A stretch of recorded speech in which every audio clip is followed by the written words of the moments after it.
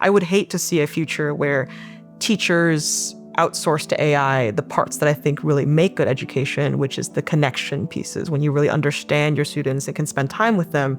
And AI can be used in so many ways that allow teachers to have more time to do that kind of work. And I'm excited for us to talk with institutions and discuss with them ways where we can amplify that knowledge they already have. Hi, everyone. We're here to talk about my favorite topic, which is AI in education. My name is Drew Bent. I lead our work here in education on beneficial deployments.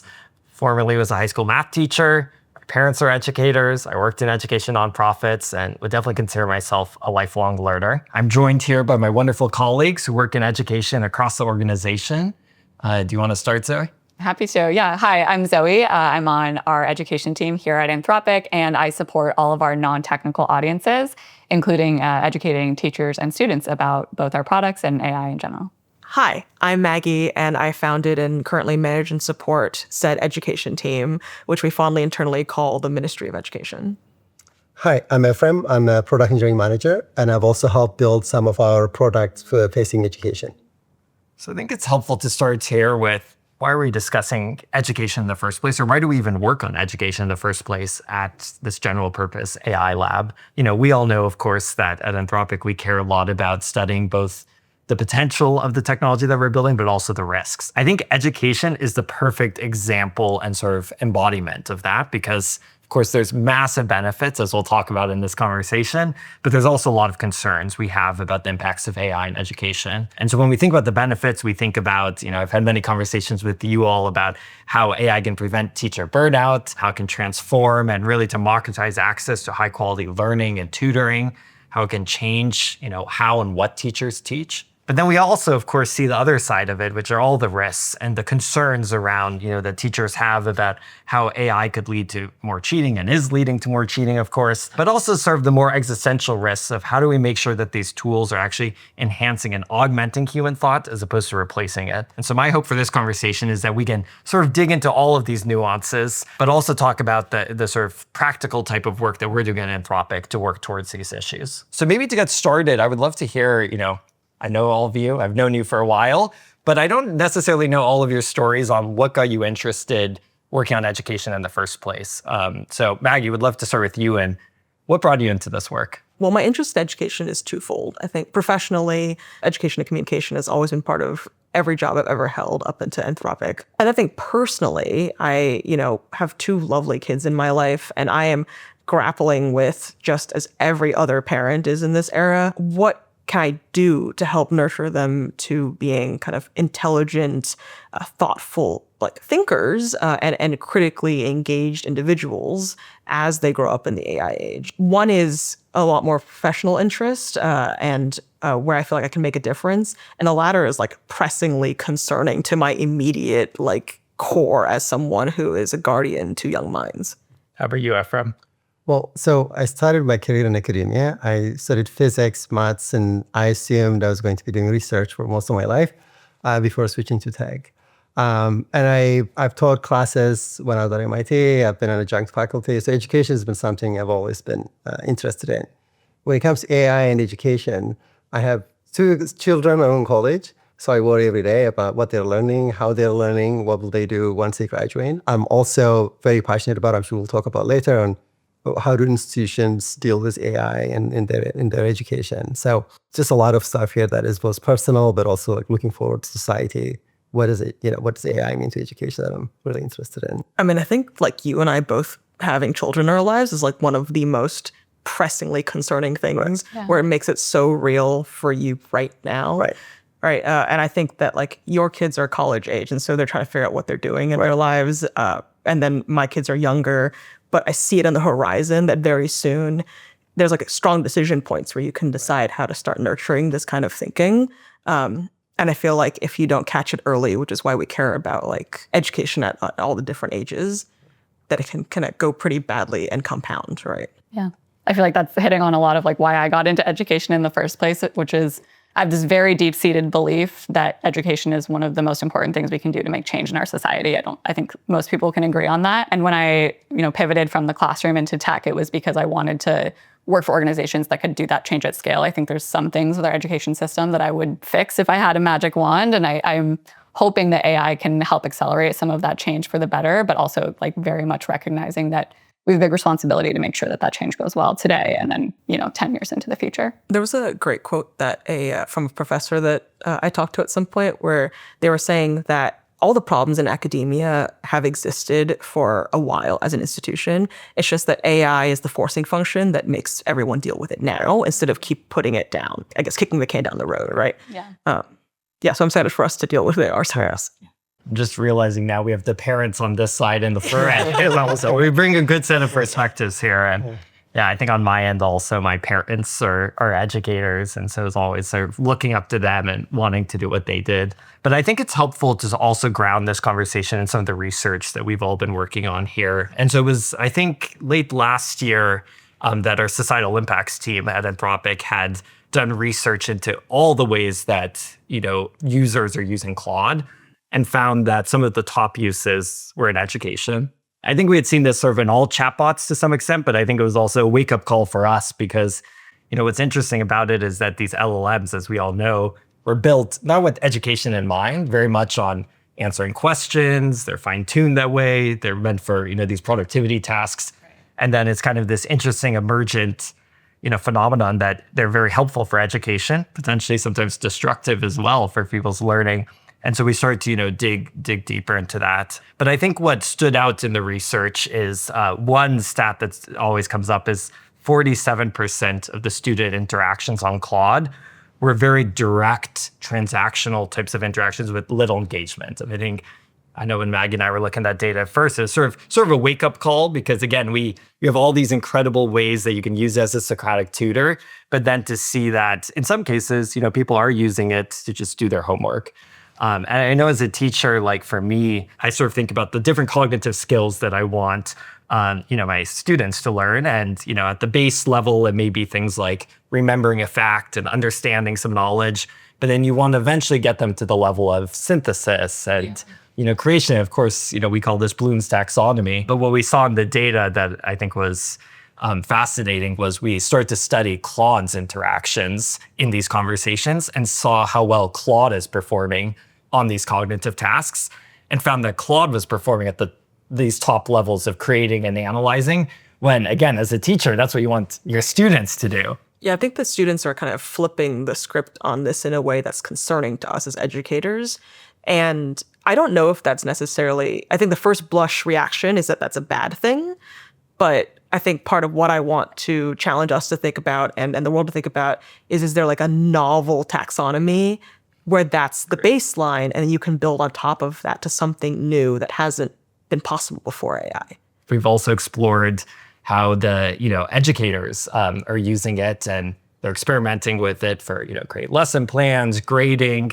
I think it was one Northeastern professor who told us that they're never going to assign a traditional essay again because they just had too many students submitting, these AI assignments. Whether they use Claude or not, we don't know. But I think that sort of raised a lot of questions for us. I feel like you really hit on two of the things that we talk about a lot with educators, which is like AI is both changing how students learn in like also what they need to learn, right? Like I don't actually know if it's important that students have the same memorization that they would have needed to have like 10 years ago because they have AI tools readily available, or in theory, they should have AI tools readily available.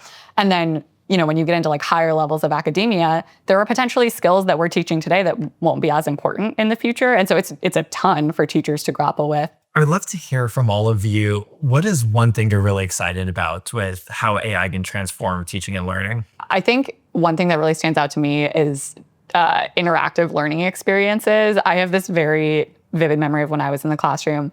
My students did a virus simulator game that was fully programmed. They were the virus and they worked into the cell and they replicated. And the engagement that I saw from my classroom that day was unlike anything else. And I think most teachers have seen something like this. But AI really lets you do this at scale with any subject, right? Like imagine you're talking to a historical figure and teachers can put a lot of guardrails around this with the right tools. But I just am very excited to see that space developing over time. I think the interactivity is also really interesting to me. There's so much assistance you can get from AI that is really hard resourcing wise to get that interactivity, especially in like low resource regions where, many students don't have access to like a personal career coach that can walk you through how to interview properly, right, at an organization. And with the power of an AI like Claude, you can like upload like the job listing, your resume, and so on, and just ask Claude to help you role play through these things. I think there's a lot of really engaging, interesting role play experiences, whether or not with a dead historical figure or with some sort of like coaching situation that can really help you through a lot of experiences where an external perspective would be immense help. It's just really hard to get that other human being to find time to sit down with you, especially in regions with low resourcing. Related to that, I've been very excited about how teachers are transforming their assessments with it. I was talking to a teacher a few weeks ago who at one point, I think during the pandemic, had taken time over, Zoom to basically do oral interviews with all the students and really get to assess them on a more holistic way. But of course, that didn't scale very well. And so stopped doing it. But then with these AI tools coming out, was able to now sort of use the same rubric and start to have all the students doing on a regular basis these sort of assessments back and forth with a chatbot. And then the professor, the teacher is able to review them and assess them based on that process of going back and forth with an AI. I think assessment is a very interesting use of AI. I could, envision in the future where it isn't a specific moment in time where you get assessed, but there is a continuous sort of interaction with AI, developing a much deeper understanding of, do you really understand the concept behind this algebra to a concept or not? One thing that I'm really excited about AI could provide is personalized learning. There was a research done on one-on-one tutoring. And what they found is that on average, the average student that had one-on-one tutoring is better than the 98th percentile of students that didn't have one-on-one tutoring or just a classroom setup. And that was with human tutoring. That's with humans. It's hard to scale. Exactly, hard to scale. Assume maybe like an hour of one-on-one tutoring a day. With AI, you get continuous one-on-one tutoring, and that is available to everybody around the world. So I think that has a great potential to transform the world and how people learn. Yeah, I agree. I think there's, of course, lots of challenges that as people have looked into those studies and how do you replicate this and all of it. But I think it's a very useful sort of North Star of what could be possible if you can have a very personalized, but also personal type of tutoring experience. Absolutely. I think today we have classes maybe segregated by students that are in the top, or, you take like an AP class if you're, in that student group or not. But with AI, every student could have their own journey. Those that are able to advance could advance very quickly, and those that need help can get that personalized help. This reminds me of a really interesting use case that I talked to a teacher about where, you kind of always want to meet students where they're most interested, right? Like that's like a very Montessori type of approach where it's like, what is your favorite topic? And then we'll kind of match all the subjects to that. That's really hard to scale, right? But there was a teacher I talked to that's just like, I ask my students what their favorite things are. They tell me a little story. And then now every single handout that you have like the same math concepts, maybe even same problems, but it's like each handout is made for each student and it's like exactly according to their interests. It's got a story that's engaging to them, problems they actually care about. And like she's noticed an uptick in the engagement for sure, because suddenly these students have a through line through every subject in the classroom. It's building on itself in a way that's super personalized to their interests, which like, if that was in every classroom, imagine how much students would just lean into. Amazing. Like, exactly. Yeah. So how are you thinking about that question of what's worth, learning in the age of AI? As somebody who is in product development, what I see is this absence of product layer that would help both students and teachers use AI very effectively.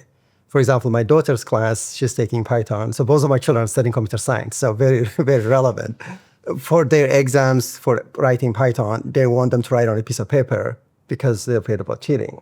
Well, the reason it is so challenging now is there aren't products for the students could use to learn. There's also not products for the teachers to use to both assign and grade homeworks. All of these are very light lifts, like from what we can do as a product offering. But in the absence of an intentional product that is built on top of LLMs, exposes a lot of uncertainty, fear, and abuse of the technology that we're building. So I guess that's my take on this, is that, with a little bit of support in product thinking, so much of the sort of this the uncertainty and maybe like cheating and so on could be mitigated. And one of the things I struggle with is, we can sort of backtrack from how jobs are changing and start to think about how university education should be changing. But then when we think about, kids to the age of your kids, in K-12, it's an even harder question about what will be the skills, the durable skills that they need years from now. Yeah. So I don't have the answer, but I always look to you. I look to you, Maggie, too. Oh man, it's a challenging one. I think that what resonates a lot with the teachers that I talk to is that a lot of the skills you teach young minds about how to critically think about the world around them in the world of humans can be quite applied to AI, especially in the world of just critical thinking about the facts that you're presented with. There's a stage of development where you go from trusting every single thing everyone says to you to starting to think about, well, what are the other things that you need to know in order to believe that this is true? With my kids, it's like a two-part framework where part one is just the importance of education, I think, is more important than ever, where you can't tell if an AI is bad at math if you're bad at math or you don't actually know what the right answer is, right? And we're not the stage where AI is like always reliable, like a calculator or something. And so just understanding that and emphasizing that learning, reading, writing, science, math, and so on is still very important. And the latter part is developing them into like critical consumers of information, where it's not just about this is what a fact that's given to me is, but like, why is that the case? How do I trust that that's true? What other areas do I need to check in order to ensure that I can kind of corroborate what I'm learning here? And that kind of critical thinking skill you can develop from a pretty young age, regardless of if it's an AI giving you the information or another human being giving you the information. That kind of critical thinking, I think, is one of the most important things to get at an early age. That skepticism, curiosity, and combination. Right. Yeah, I want to add on to that because I feel like a lot of the teachers and parents that I talk to feel this really intense pressure to have the answers and to know what to teach their kids and to know how to conduct the lessons in their classroom. And I think kids are so much smarter than we give them credit for. And so there's something really profound about just sitting with whether it's your students or your actual children and just learning with them, asking AI something and then evaluating what comes out of that together and having kids reflect and building their own frameworks for interacting with AI that I think is really, really powerful. And we all here, we don't have the answers, therefore no one does.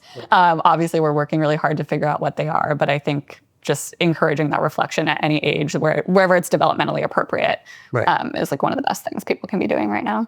I recommend sitting down with your kids and going through AI together, right? Ask a question and then say, well, this was really confidently said, but is that enough? When someone says something confidently, is that enough for you to believe that? And hopefully the answer is no, right? What else can you check? Can you look somewhere else? What information do you need to think about this and genuinely internalize that that's correct or not? That exercise is, I think, super fruitful. And I think the converse side is to kind of demonstrate what it's like to not know something. I think that a lot of times, showing uncertainty and modeling for your kids, when you don't know something, what is your own process of finding that out, right? What is your process for learning?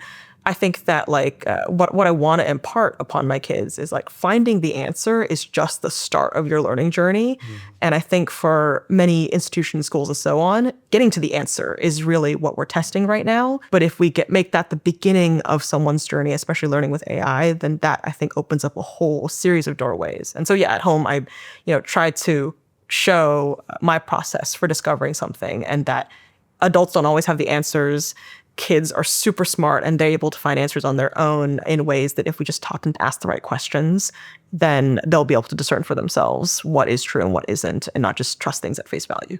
Yeah. And I love the way you frame that of modeling how to work through that problem. Modeling uncertainty is just such an important thing we're all uncertain, so let's use that to our advantage. And we don't do that nearly enough. I think we want to project this kind of confidence. And I think sometimes it can be detrimental to development of a child to kind of just tell them to trust everything everyone says, or the adults around them always know what they're talking about. Because I think that gives them, it's a crutch, right? To not actually have to think through truth for yourself and define your own truth. I think one thing that sort of remains unchanged is that how human beings learn, right? We learn basic things first, we learn addition, subtraction, and kind of keeps building up. So that will remain true whether we have AI, today's generation AI or next generation AI. So I think where I don't know what is the right field to study is, But either way, we still have to go through this process of learning. And I think the great promise now is that you can actually use AI to advance your learning to, gain greater even understanding. I sort of answer it maybe in two different ways. In one way, sort of personal, is I studied physics because I was very curious as a child. So if you're a curious person and want to learn about the world, my God, what an opportunity now, because AI could just teach you about anything you want to know. Yeah. But if you're thinking about sort of career, like what happens next, how do I make a living, then no matter what, we'd have to be able to use the AI technology to make yourself, like you plus AI, be a more capable employee. I agree. Although I do think some of the fundamentals are changing in terms of the order in which we learn things. So one example I go back to is, you talked about programming and computer science. When I learned how to program, probably similar with you, I spent 90% of my CS education learning how to write code and write algorithms. And then maybe 10% of my time learning how to read other people's code and review it. And then now, of course, at Anthropic, when I program with all the coding agents and Claude Code and all of that, I spend maybe 10% of my time writing the code, but 90% of my time reading the code. And so it has made me wonder, we usually learn how to read before we write, just as kids. Right. But then with coding, we often spend a lot more of our time writing and then reading. And so it is starting to make me wonder, do we have to revisit some of those fundamentals? And maybe a core part of an intro as CS students' education should be to think about reading and being able to discern good code from bad code and all of these things. So I do want us to bring us back to what is Anthropic doing here? I think it's important, and we all know, of course, that we have a responsibility here. We are building this technology that's having this impact, on the education system, even though we didn't intend it that way initially. And so we have a responsibility as a company, as a public benefit corporation, but particularly as individuals working in this company, former educators. And so I think it'd be helpful to sort of talk through what are the things we're doing, what are we wrestling with. I don't know if, Zoe or Maggie, you want to talk about some of the work we've been doing with AI fluency. Yeah, happy to start. So I work on education content, so that's one of the main ways that I can make a difference in this space. So one of the things I'm really excited about is our AI fluency courses. We partnered with two professors, Joe Feller and Rick Dakin, who built this really great framework about how to think about using AI. And what's cool about this is we're taking a step back from the products that are available today and the prompting and kind of all these hacks that you see out in the world. There's a lot of them. And there is a lot of them, right? It's pretty overwhelming. And they get outdated so fast. And they get outdated so fast. And so the idea here is we want to give people a tool that they can use to understand the interactions that they're having with AI and work towards interactions that are efficient, effective, ethical, and safe. That's the AI fluency definition. So we have this core course that I think is pretty great. And then we've also created spin-off courses for educators and for students, as well as a longer course for educators who are interested in teaching AI fluency. And so the idea is that anyone who goes through one of these courses is kind of better equipped to assess their own AI interactions. I talked about learning with your students earlier and the power of reflecting on your AI interactions. And at its core, that's really what this course is about. It's just reminding everyone, teachers, students, parents, that they have autonomy in their AI interactions. So that's one thing I'm excited about. Yeah, I think the interesting thing about our AI fluency work is the fact that we're taking a step back to the fundamentals. When we started this AI fluency work way back when, I don't know if you remember, Drew, the question that we were trying to answer was, all of these prompt engineering tips and so on, they are developed by other humans, right? And it's not as if we at Anthropic have greater superpowers than everyone else externally. We just have a different way of thinking about approaching models. And it's how do you teach that mindset to somebody? Because to Zoe's point, it's in all of us. That sounds so cheesy, but we have that capability to be critical thinkers that engage with this. And I think sometimes the fear of needing to get it right kind of supersedes our ability to just experiment. And what I love about AI fluency is we're opening the door to experimentation and saying, you can try these things. They may not work for you. Mm-hmm. And it's just as important to learn when they don't work for you and when you shouldn't use AI as it is to, learn when you can use it. I think there's something that we say in the education team every now and then, which I think resonates a lot, which is we would much rather teach 1 million people to not use AI than watch 1 billion people to become dependent on the technology, right? And in practice, that can be quite hard, but AI fluency, I think, is a very solid start. I still remember when I first heard you say that, and I was so happy. And I knew I'd come to the right company because here I was in an AI lab, and Maggie was saying, "Yeah, I don't think we should use AI in this case," or Right. It's fun. Let's teach people how not to use AI. It's like giving them the tools to make the decision on their own. Right. That's the most Back to critical thinking every time. But I think so, of course, part of it is an education and a training and awareness part, but we are also building products and models that are used out there in the wild. And so I think the work that Ephraim, you and your team have been doing on learning mode is a really important part of it. So we'd love for you to share more about how did they even come about? So learning mode is a set of features that positions cloud as a tutor to students. Students could come in and, for example, and upload their assignments. And rather than answer the questions explicitly, it would help the students through the material that is covered in their classroom. It will guide them through how to answer the question. It will tutor them. It will also help them prepare for exams, for example, by showing them flashcards based on the content that they've uploaded. It's actually very much of a grassroots effort. So a lot of people at the company that are really passionate about education and wanting to add education tools within the main product line. So with learning mode, what we did is added, it really is like small features here and there, but tailor cloud app to be really good at helping students with learning. Along the line, we've also added a few more features like expanding how much content you can add into projects so that more and more content can go in there, connecting to classroom management systems so that content could flow in and out very easily. So that's just the starting point and of what I think this could be in the future. And I think what's interesting is some of that early research that led into learning mode as we were interviewing university students, and we sort of knew that the educators wanted some form of learning mode. They kept saying, where's your learning mode? And so Ephraim was like, okay, now we have to go build it. But it was really the students who I think really drove the point home for us, because they, of course, use a different word, which is brain rot. But we heard them talking about brain rot, and they, realized that in the short term, they can use AI chatbots to help them, just finish an assignment. But when it comes to actually studying for their midterm and understanding, internalizing the concepts, they wanted a version of Claude where they didn't have to prompt it, in all these different ways. Exactly. They didn't want to just, give it an assignment, it just pops the answer. Right. And instead, you give it an assignment, it guides you through the answers. Mm-hmm. If they're studying for a final, you can just show them a flashcard that helps them memorize and learn the content. So that is what learning mode is that just completely changing the interface in cloud so that it focuses on learning. And how long did this first version take to build? So the initial version actually took a very short period of time. This is a number of people that are extremely passionate about adding this capability. It took us about 2 weeks from start to finish, and it was amazing. Incredible. Yeah.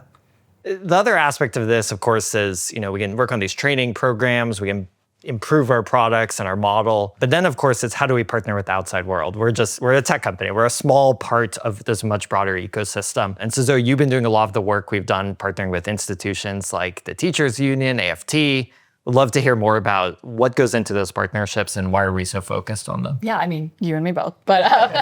But yeah, I think, again, something we're excited about is just we have our classroom experience. Mine is relatively outdated. I was in the classroom before COVID. I know it's a very different world out there. Pre-AI. Pre-COVID, pre-AI. It's basically doesn't even matter anymore. But we get to partner with these organizations to learn from teachers who are actually in the classroom and professors who are in universities to understand the real problems that they're having in their schools and the real benefits, things that are going really well, and lean into both of those, whether it's with education materials to train teachers up or, product solutions that give them more autonomy and tools. And so, yeah. And the heart of this is this is a collective issue, right? A humanity-wide collective issue. And we are far from knowing every single thing that we need to help resolve this. I think the through line for all of our work is to bring more people into the conversation. If enough people take AI fluency courses, our hope is that then they bring that knowledge to their institutions and start these conversations. And to what Zoe was saying before, students are really smart and they're also really engaged in the desire to not have brain rot. Some of the best feedback that we get comes from our student users, who I think sometimes we don't give the credit for, that we think, well, they're going to definitely want to cheat with this. But it's an institutional problem, not necessarily a human motivation problem, I think.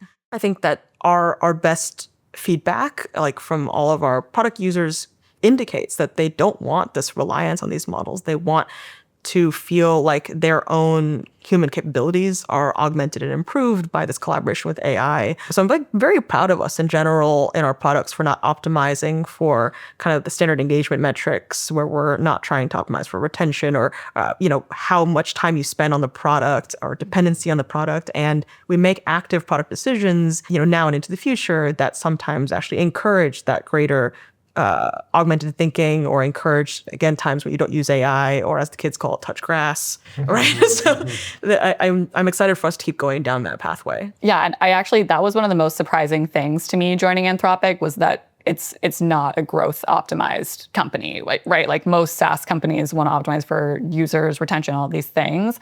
Anthropic has a much broader perspective on what success looks like in our products, which I think is really interesting. In our product development, that's not just true for the education initiatives that we had, but for everything else we build. Yeah. Isn't about keeping users engaged in the product. This really is about having AI be beneficially deployed and impact society. I think we touched on is that like every decision to use AI somewhere or not is a deliberate choice. I don't think that we are kind of on a careening path towards AI and like being every single place. And hopefully the work that we do as a company and the things we make, the choices we make to build our product in certain ways can lead by example and also invite people in to start realizing that everything is a deliberate choice. And it is just as good and sometimes better to just choose not to sometimes, right? Like I would hate to see a future where teachers outsource to AI the parts that I think really make good education, which is the connection pieces, when you really understand your students and can spend time with them. And AI can be used in so many ways that allow teachers to have more time to do that kind of work. And I'm excited for us to kind of over time talk with institutions and discuss with them ways where we can amplify that knowledge they already have, right? The experts we partner with have generally a decently clear opinion on when AI is actively harming the educational outcomes. And it's just our job to listen and to try to implement that either in our products or in our educational program. So we've talked a lot about, what our personal views are on AI education, what we're doing as a company, but we definitely haven't solved it. So what are the things we're still uncertain about? I'd be curious to get your takes on this. What are the things we're still trying to figure out? I have a couple things. Both pretty different, but one thing we touched on earlier is AI is changing like what it is that you need to teach. You brought up coding. We are pretty sure that coding curriculums will look very different in 5 years. I'm interested to see how things start to shift and if there's any like frameworks or really anything that we can develop to help academics along in these areas to understand what kinds of skills may be more augmented in the future and which kinds of skills are going to need additional human support, like reviews or management. I think we're starting to understand that in areas like computer science, but it's very, very early, and we know this is going to affect a lot more fields. Yeah. So especially in higher education, that's something I'm interested in. I hear a lot of concerns in K-12 about the different tools and trying to understand what happens to the data when you put it in those tools. And I think right now there's this like massive proliferation of AI tools in classrooms, and teachers and administrators are really overwhelmed for very good reasons. Like there's a lot of concepts that are really new to everyone. There are elements of the data privacy that is new and hard to understand. And so I'm really interested to see how that landscape evolves, whether we need to really ramp up our education around data privacy so people can better assess the landscape, or whether we start to see clear winners in this space. I'll just be really interested to see what happens there. I think in addition to that, the technology is really changing very rapidly. So one of the concerns, I'm not sure how it will play out over time, is how will institutions adapt? They are generally slow moving, intentionally built that way. And the technology pace of change has been very rapid. It's harder to predict what will happen 6 months from now or a year from now. So I think that pace of change to how institutions generally adapt to new technology is one area that I'm uncertain about. I also think that just everywhere, every institution feels an immense amount of pressure to just do something with AI instead of doing nothing.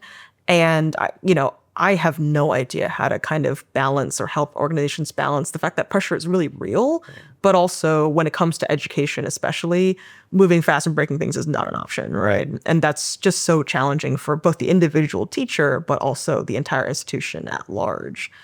I kind of call this unbundling of education. One is just the knowledge itself, which this AI is really good at providing. Personalized education, but institutions provide more than just knowledge, imparting knowledge into students. The other is really I have 2 children in college. It's not just learning, they're getting there, but also that's where they're growing, that's where they're maturing, learning responsibility and so forth. So what AI solves, very really well is knowledge, imparting knowledge and learning. I think what we would have to do as a society moving forward is how do we leverage AI in the knowledge transfer part, but also retain these institutions for all of the other great roles that they play in society. Right, to separate out some of the pieces such exactly. that the success metric of a good educator is not to do every single part of this thing. But I think what you're saying is Yes, like correct. do more of one thing and then let AI handle things that are like maybe knowledge, like acquisition oriented, but not like, I don't know, a relationship with the student, right? Correct. I mean, one of the feedback, for example, we received when we were visiting universities is that while AI assignments are very compelling, that's something they would like to do, but AI assignment means students with AI, therefore large assignment sets that might take, say, 6 months, but they could end up taking like 2 weeks. How do you grade them? Right. So there is a lot of AI involvement means there's a lot of learning that could happen much, much quickly. As you leverage AI to do the learning aspect of it, what about everything else that those teachers and institutions are providing the students? I think that is where that's unbundling and just leveraging all the right pieces from both the technology, but what institutions do. And I mean, I think the best case scenario of this is reducing burnout at scale, which is like the number one issue facing most of the teachers. And if you unbundle, you can maybe do right, like every educator is really, really talented at some things, and those things bring them a lot of energy, and they're exceptional at it. And what if AI could, support them in the things that don't bring them energy? And I think that just creates a much more well-rounded system for their personal lives, and then also for the students that they're supporting. This conversation is also reminding me of like a part of the AI fluency curriculum we have for educators that I found super compelling, which is to have AI be so integrated into the assignments, the experience, and so on, and to instead start grading AI use and not grade the outcomes as much, right? Going back to like, how do you think about these long-term projects or how things differ in this AI world? Having that kind of engagement is very different and AI forward in a way that I'm excited for more institutions to adopt. I think you're right on. Like, in our sort of conversation, one of the things that have come up is when you grade, you're not necessarily just grading the final result, but you grade how did the students arrive to that result? How did they use the technology? What is the back and forth? That also becomes part of the what learning is. One of our chief marketing folks here one time sat down with me and just said, I think the true power of AI is the process. Yes. And I think that that's really the core of what we're getting at, right? Yeah. Right. I'm also curious from like a model training perspective, what we can do to reconcile how, I think I had a really great conversation with someone who studied the philosophy of epistemics, right? Like, how do you know if something is true? And they made a great point about how AI, more easily than any other kind of intelligence that humans have encountered, can be really confident, right? Or can say things that sound so realistic. And usually in a human being, it takes a lot of charisma and practice to get to be someone who can say that and not say true things. But with AI, you're kind of encountering it all the time. And our human ability to discern what is true and what isn't is based on how we discern in other humans, which may not be successful when you're applying it to AI, right? And that's a whole different thing to unravel and figure out how do you match the AI personality more to that area? Or do you start teaching people of a new way of discerning truth? And I mean, my hot take is I think that like the latter one is a little bit more powerful because it's also a good inoculation against all forms of like, persuasive writing, persuasive thinking, regardless of whether or not it's an AI or a human being. But that critical thinking, going back to the fact that AI is just forcing us to reconcile things that already exist, I think that teaching that critical thinking is really hard. Yeah. And this goes back to like child psychology, right? Like we have this whole generation of digital natives now who can very clearly identify a spam text when that's like really difficult for some folks. And like, what is the AI native generation? What does that look like? And what impacts does it have on kids' development? Like there's just things we don't know yet. Well, to close this out, because I think we could go on forever, I would love to hear from all of you as we think about 5 years out, what's a success look like for teaching and learning? 5 years is a crazy kind of time to predict the AI world. I guess I'll give you my hope, right? I don't know if I know what success looks like, but I do know what I hope for, which is that in educational institutions, we have, like teachers have so much more time to engage individually in the relationships and the fostering portion of it. Going back to Efren's point, like maybe it's not the knowledge acquisition part of things that teachers participate in as much versus like synthesizing that knowledge into the greater ecosystem of your life and the world and understanding how any given individual can best be helped to learn, because we're still all unique individuals in this future, and celebrating and emphasizing that uniqueness is something that I hope we can get to with education. Right. I think 5 years is a very long time. But I think success to me by then will look like every person on the planet has a personalized tutor ready for them at any time. And then also, if we've made that transition successfully, our institutions have also survived and are playing the vital role they already play in our society. Yeah. For me, I think it's going back to that critical thinking piece. I want every person, really, every student, every teacher, to have a shared vocabulary and cultural understanding around what it means to use AI in learning. I think just a lot more discernment and reflection on and just being intentional about using AI. I know I feel like I go back to this like a broken record, but wouldn't it be great if like every single student could articulate when they want to use AI and when they don't want to and why? Like that kind of knowledge about your own habits and how you think and how you learn best, that personalization of knowledge is so exciting. And I'm like, that's a shorthand heuristic, I guess, for what success could look like. Or maybe on the other hand, like they don't have to make that decision because The technology, the product. is the product itself as well adapted. We need both of those. Yeah, together, definitely. Together, The yeah. product and the experience and the education all have to go hand in hand. Exactly. I think the thing I keep going back to, which to me brings optimism, because some days in this work, there's a lot of pessimism of jobs are changing and we have no idea what our jobs are. And a lot of look personal responsibility that we feel over any, things that happen. But at the same time, I do see in a world where, intelligence is becoming abundant and in some ways commoditized, I think that will, no longer be our defining trait as humans. And that can be scary at some point, but I also think that's liberating because for the last few hundred years, I almost feel like we've lost some of our humanity as we, you have the Industrial Revolution and we're able to do all these things, but we're also like going into offices and doing tasks and defining ourselves by the work that we do.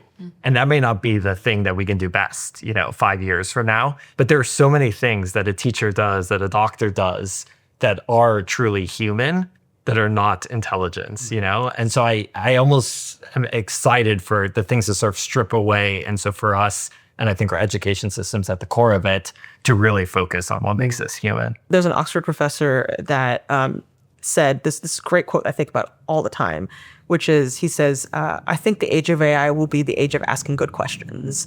And like, that's something that doesn't necessarily come from knowing a lot, right? It's just about being curious and then also being a little discerning and skeptical about things you get in return, which then yield better questions. And I think with AI in our pockets to personal tutors, like the world of the question space has opened up immensely and way beyond anything else we've ever had in human history. And we just kind of have to steward people towards the mindset that allows them to ask the good questions. There's never been a better time to have a problem. There's never been a better time to have a problem. Yep. I think that's a perfect way to end. Right. Well, thank you all. Thanks for taking the time.